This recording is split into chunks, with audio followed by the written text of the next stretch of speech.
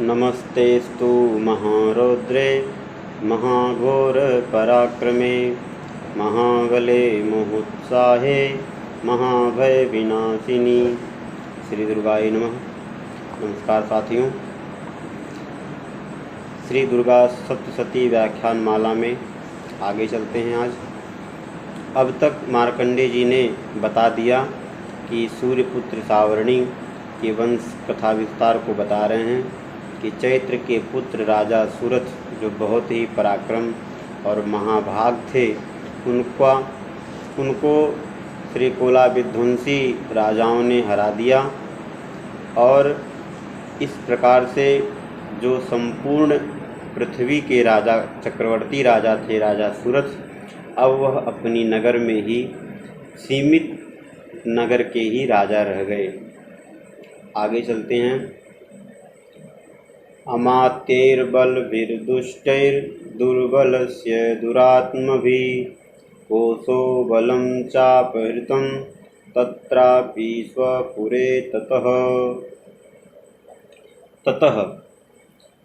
अब उसके बाद जब कोला विध्वंसी राजा ने इनको हरा दिया, उसके बाद ये अपने देश के ही राजा रह गए। उस समय क्या होता है अब बताते हैं इस वाले श्लोक में।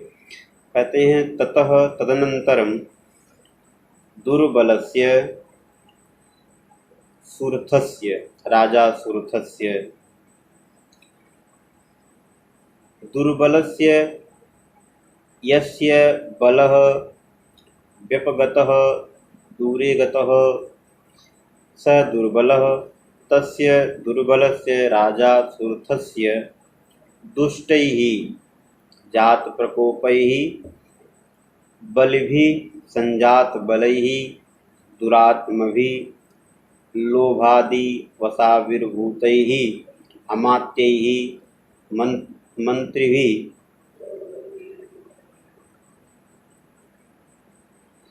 तत्रापि निज देशे स्वपुरे स राजा सुरथः कोशो धनः बलं सैन्यं च अपहृतः आत्मसात् कृतः। दुर्बलस्य जिन कोला विध्वंसी राजाओं से हार करके जिसका बल क्षीण हो गया, ऐसे दुर्बल राजा सुरथ को उनके ही मंत्रियों ने, जो दुरात्मभी लोभ मोह मत्सर्य आदि से युक्त जो दुष्ट प्रकृति के बलवान मंत्री थे, उन्होंने उनको उनके राजधानी में ही स्वपुरे उनके राजधानी में ही कोशो राज्यकोशः बलम राजकीय सैन्यम च अपहृत।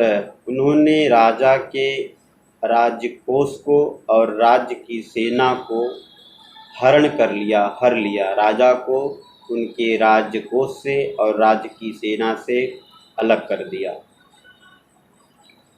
आगे चलते हैं। ततो मृगया व्याजेन हृतस्वाम्यः स भूपति एकाकी है मारुह्य जगाम गहनं वनम्। ततो हृतस्वाम्यः तदनंतरम जब उनके ही बलवान और दुष्ट प्रकृति के मंत्रियों ने उनकी राज्य कोष को और राज्य सेना का हरण कर लिया, उसके बाद तदनंतरम हृतस्वाम्यः अपहृत स्वामित्वम, जिसका स्वामित्व हर लिया गया हो, ऐसे राजा सुरथ मृगया व्याजेन मृगया मृग्यन्ते अन्वेष्यन्ते प्राणिनः मृगादि अस्याम् इति मृगया आखेटः शिकारी वा शिकारः भाषायां शिकार मृगया शिकार, व्याजेन व्याजः यथार्थ व्यवहारात् अपगच्छन्ति इति व्याजः, अर्थात मुख्य कार्य स्वरूपाच्छादनम व्याजः, जो काम उद्देश्य करके किया जा रहा था उस काम को छुपा करके करना व्याज कहलाता है। इसे हम लोग छल कहते हैं या बहाना कहते हैं,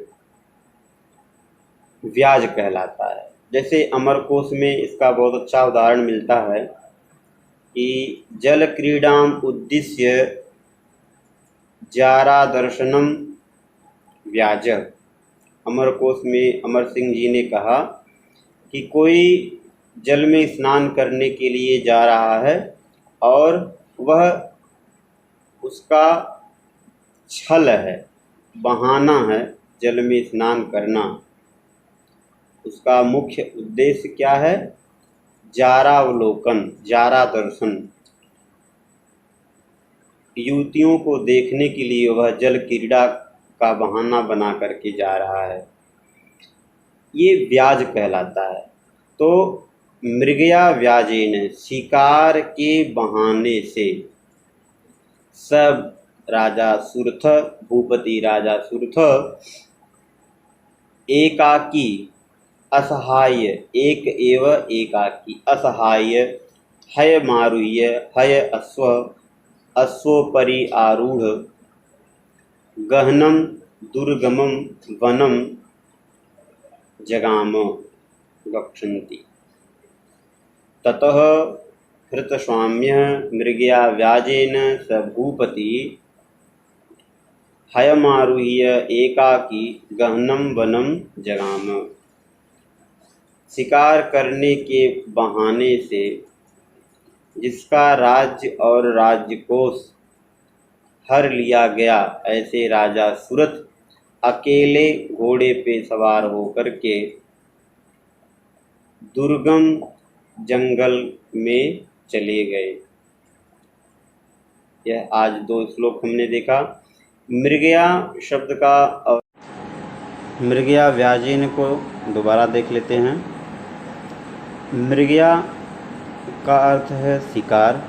जैसे एक श्लोक आता है, मृगयाक्षो दिवा स्वप्न परिवातः स्त्रियो मदः तौर्यत्रिकम वृथाट्या च कामजो दुष्को गुण। मृगया शिकार खेलना, अक्षो जुआ खेलना, दिवा स्वप्न दिन में सोना, परिवातः दूसरों की निंदा करना, स्त्रियः अत्यंत स्त्रियों की सन्निकटता, मद शराब इत्यादि का सेवन, त्रौयत्रिकम गाना गाना बजाना सुनना नाचना इत्यादि 3 ये गुण, और वृथाट्याच बिना हेतु के इधर उधर घूमना, ये 10 कामज गुण हैं। यहाँ पर मृगया आया है। मृगया का अर्थ होता है शिकार खेलना। व्याज का अर्थ होता है मुख्य कार्य स्वरूपाक्षादनम व्याज, मुख्य काम को छुपा करके कोई काम करना व्याज कहलाता है। अर्थात राजा शिकार खेलने के बहाने से, उसका मुख्य काम था जंगल में जाना, अपने दुख का कारण या दुख से निवृत्ति करना, अर्थात ऋषियों का, मुनियों का, सज्जनों का सत्संग करना। उस काम को छुपा करके मृगया माने शिकार का जो उद्देश्य दिखाया गया यही व्याज है। तो मुनिभि दर्शनम मुख्य उद्देश्य, मृगया शिकार अन्यत उद्देश्य। मुनियों का दर्शन प्राप्त हो, इस उद्देश्य को छुपा करके शिकार खेलने के उद्देश्य माने उद्देश्य को दिखा करके, बहाना बना करके राजा सुरथ अकेले ही घोड़े पे बैठ करके जंगल को चले गए। यह इसका अर्थ आ जाएगा। आज की व्याख्यान माला यहीं तक। धन्यवाद।